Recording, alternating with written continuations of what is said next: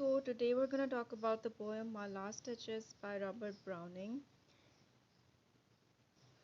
The poem My Last Touches is written by Robert Browning. It was published in the year 1842. This poem is a dramatic monologue set in the 16th century. This poem's theme is a representation and criticism of the way women were perceived and treated in the Victorian age.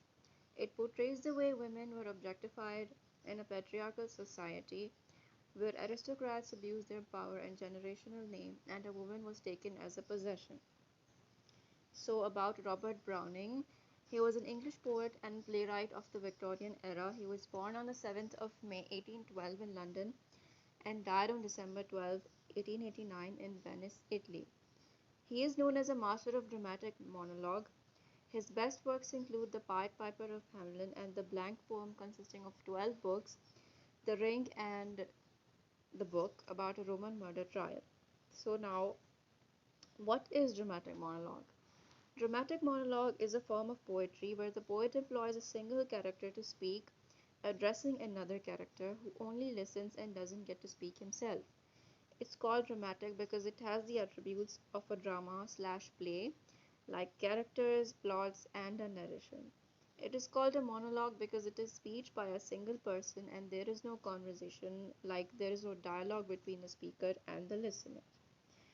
So, this poem is a dramatic monologue where the speaker is the Duke of Ferrara, who is attending a representative of a wealthy count whose daughter the Duke wishes to marry.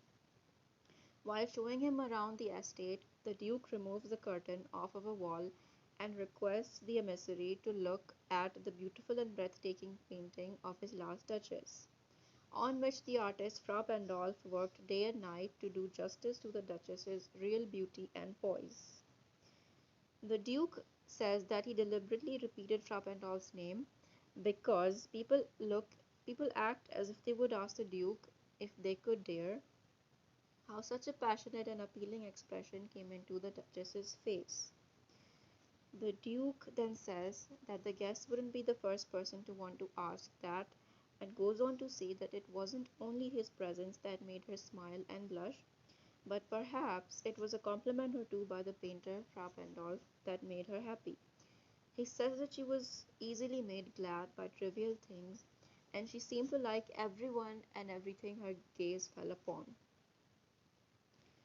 And in her eyes everything was equal, whether it was the necklace on her chest that the Duke gave her, or the way the sun sets in the west, a branch of cherry someone broke off for her, or the mule that she rode. The Duke accuses her of alleged infidelity by saying that she thanked men in unusual ways, and complains that she regarded his family name and fortune as equal to all the things that others did for her.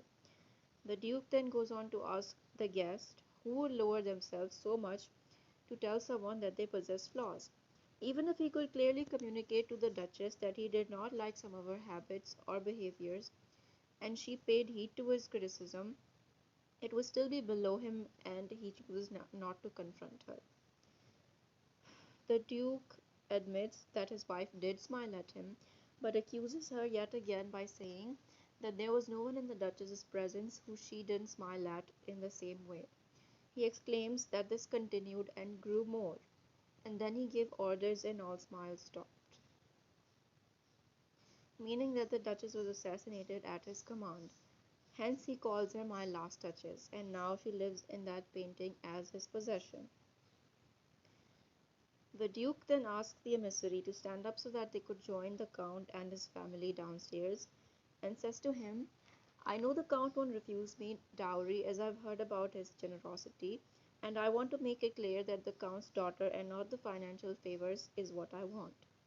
The Duke lastly directs the guest's attention to the statue of the god Neptune taming a seahorse, saying that it's a rare work of art, the claws of Innsbruck cast in bronze especially for him. This shows how easily he moved on from the subject of his late wife and the fact that he got her killed, and also represents his possessive nature and how both his wife and her painting were just a part of his collection of rare possessions like the statue of Neptune. So, coming to the poetic devices in this poem, there are um, We have symbolism, enjambment, simile, stanza, iambic pentameter, and heroic couplet. Let's talk about symbolism. So, in this poem, the Duchess's painting symbolizes the Duke's objectification of women, and the statue of Neptune taming a seahorse is a symbol for the Duke wanting to control and limit his wife. In this poem, okay, so let's move on to enjambment. In this poem, sentences continue into the next line of the verse, like would draw from her alike the approaching speech, or blush at least she thanked men, good, but thanked I know not how. Then we have simile, and in this poem there is only one simile, that is, that's my last Duchess painted on the wall, looking as if she were alive. This poem is a single long stanza having 56 lines. Let's come to the most important part, that is iambic pentameter. This poem is in iambic pentameter having 5 iambs, which are pair of 2 syllables in each line. Example, that's my last Duchess painted on the wall. And lastly, we have heroic couplet, which is a pair of lines written in iambic pentameter. This poem has 28 heroic couplets. So this was all about the poem. I hope you understood it.